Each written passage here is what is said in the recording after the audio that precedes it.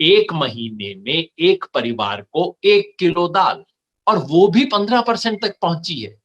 क्यों नहीं पहुंची?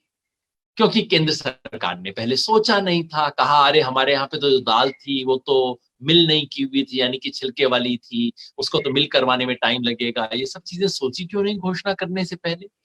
और अगर ये नहीं हो सकता था, और इतनी राष्ट्रीय इमरजेंसी है, आप ओपन मार्केट से खरीदिए, उसको भेजिए, कोई फर्क नहीं होता ना।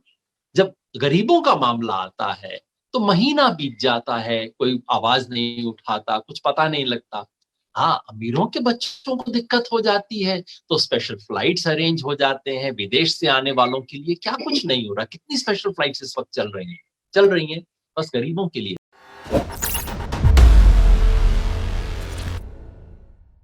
कोरोना के संकट में हम क्या कर सकते हैं? हम हमेशा कहते हैं सरकार ये करे, सरकार वो करे, लेकिन आप और हम भी तो कुछ कर सकते हैं ना।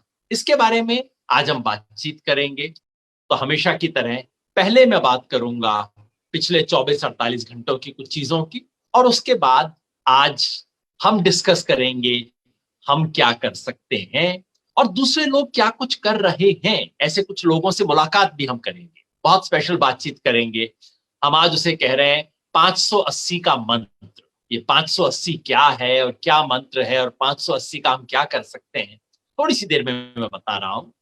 पहले पिछले 24 घंटे की बातें। केसेस हो गए 26,496। पिछले 24 घंटे में केसेस बढ़े हैं, शायद 1400 के करीब केसेस बढ़े हैं।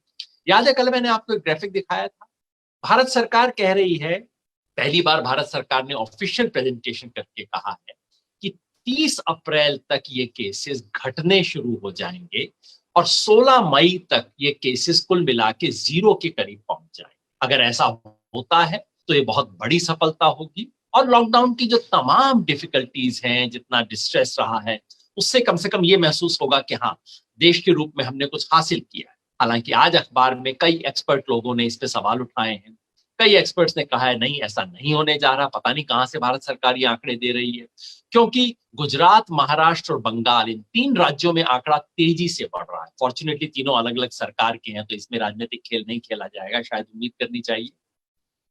इसलिए एक्सपर्ट कह रहे हैं कि नहीं, आंकड़ा खत्म होने वाला नहीं है। खैर, हम उसके एक्सपर्ट नहीं है, हम क्यों स्पेकुलेट करें, देखेंगे। आप भी नजर रखिएगा कि 30 अप्रैल तक क्या ये फ्रेश केसेस पर डे जो है, क्या वो घटने शुरू हो जाते हैं। अगर वो होता है तो बहुत अच्छी खबर होगी देश के लिए। पिछले 24 घंटे की बहस हुई है रिलैक्सेशन के बारे में। केंद्र सरकार ने ऑर्डर किया कि हाँ, कुछ चीजें रिलैक्स की जाएंगी, और ये बिल्कुल मुझे लगता है वही नोटबंदी वाला खेल शुरू हो गया है। नया नोटिफिकेशन आता है, किसी को पता नहीं।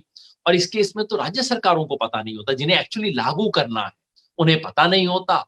अफरा तफरी मची रहती है। केंद्र सरकार, लोग कहते हैं अरे केंद्र सरकार का ऑर्डर आ गया। कल दिल्ली में ये हुआ, लोगों ने कहा केंद्र सरकार का ऑर्डर आ गया, दुकानें खोलेंगे। दिल्ली सरकार ने कहा लेकिन हमने तो ऑर्डर नहीं निकाला। लोगों ने कहा तुम कौन होते हो, हम तो खुद करेंगे। और इस पे खींचतान काफी कुछ हुई। क्या अच्छा ना रहे कि अगर केंद्र सरकार ऐसा कुछ भी निर्देश जारी करने से 2 घंटा पहले ही स्टेट्स को कॉन्फिडेंस में ले ले। स्टेट के चीफ सेक्रेटरीज की एक वीडियो कॉन्फ्रेंस हो जाए, आधे घंटे में उन्हें बता दिया जाए कि भाई ये करने जा रहे हैं, इसका ये मतलब है। कल पंजाब के चीफ सेक्रेटरी कह रहे थे कि अरे भाई ऑर्डर तो आ गया, मुझे तो समझ नहीं आ रहा ऑर्डर का मतलब क्या है, जरा इंग्लिश में समझाई दो मेरे को। तो इसकी कोई आवश्यकता नहीं होनी चाहिए ना, बार बार गाइडलाइंस को बदलना, और उसमें कंफ्यूजन होना, ये चीज है जिसे इसमें अवॉइड किया जा सकता है। बिल्कुल नाहक परेशानी है जिसको रोका जा सकता है। ये मामला केरल में भी हुआ। केरल ने सबसे पहले लॉकडाउन किया था, देश का लॉकडाउन से पहले शुरू कर दिया था। वो कह रहे हैं कि भैया हमारा हो गया, अब हमने काफी कुछ कर लिया, अब हम रिलैक्स करना शुरू कर रहे हैं क्योंकि हमारे केसेस कम होने शुरू हो गए। वहां पे केंद्र सरकार ने बाकायदा उनको ऑर्डर भेजा, नहीं आप कौन होते हो चेंज करने वाले, हम ये रिलैक्सेशन नहीं दे सकते हैं। केरल सरकार ने कहा तो अब हम क्या करें।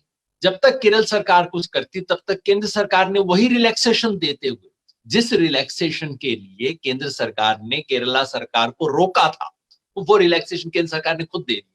आप बताइए इसका क्या मतलब है? नहीं होना चाहिए ना। ये सब चीजें जो अवॉइड की जा सकती है थोड़ा सोच के, थोड़ा प्लानिंग करके। नोटबंदी में जो फियास्को होता था ना कि 51 बार आरबीआई के नोटिफिकेशन आए, हर बार बदलते रहे, अब तक 7 बार आ चुके हैं। ये ना हो तो कितना फायदा होगा, कितने लोगों को नाहक परेशानी से बचाव होगा। एक दो और सवाल इससे जुड़े आए हैं। एक, दाल के बारे में हमने देखा, निर्मला सीतारमण जी ने 1 महीना पहले घोषणा की थी। 23 तारीख को लॉकडाउन शुरू हुआ, 25 को उन्होंने 27 को घोषणा कर दी थी कि देश में गरीबों को 1 किलो दाल दी जाएगी।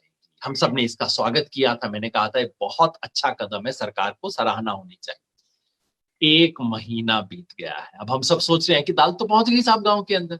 कितनी पहुंची है? आज हिंदू में खबर है, कई और टेलीविजन चैनल्स पे भी है, कल द वायर में खबर थी कि उसमें से सिर्फ 15% दाल गरीबों तक पहुंची है। 1 महीने में एक परिवार को 1 किलो दाल, और वो भी 15% तक पहुंची है। क्यों नहीं पहुंची? क्योंकि केंद्र सरकार ने पहले सोचा नहीं था, कहा अरे हमारे यहाँ पे तो जो दाल थी वो तो मिल नहीं की हुई थी, यानी कि छिलके वाली थी, उसको तो मिल करवाने में टाइम लगेगा। ये सब चीजें सोची क्यों नहीं घोषणा करने से पहले? और अगर ये नहीं हो सकता था, और इतनी राष्ट्रीय इमरजेंसी है, आप ओपन मार्केट से खरीदिए, उसको भेजिए, कोई फर्क नहीं होता ना। जब गरीबों का मामला आता है तो महीना बीत जाता है, कोई आवाज नहीं उठाता, कुछ पता नहीं लगता।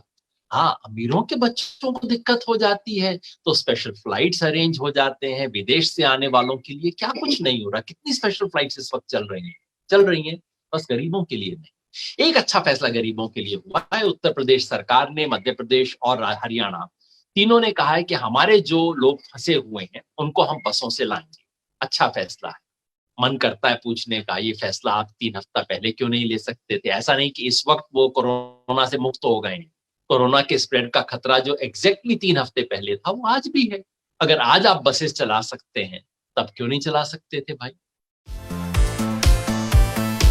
अगर आपको हमारे वीडियोस पसंद आए तो प्लीज लाइक करें, सब्सक्राइब करें और शेयर करें।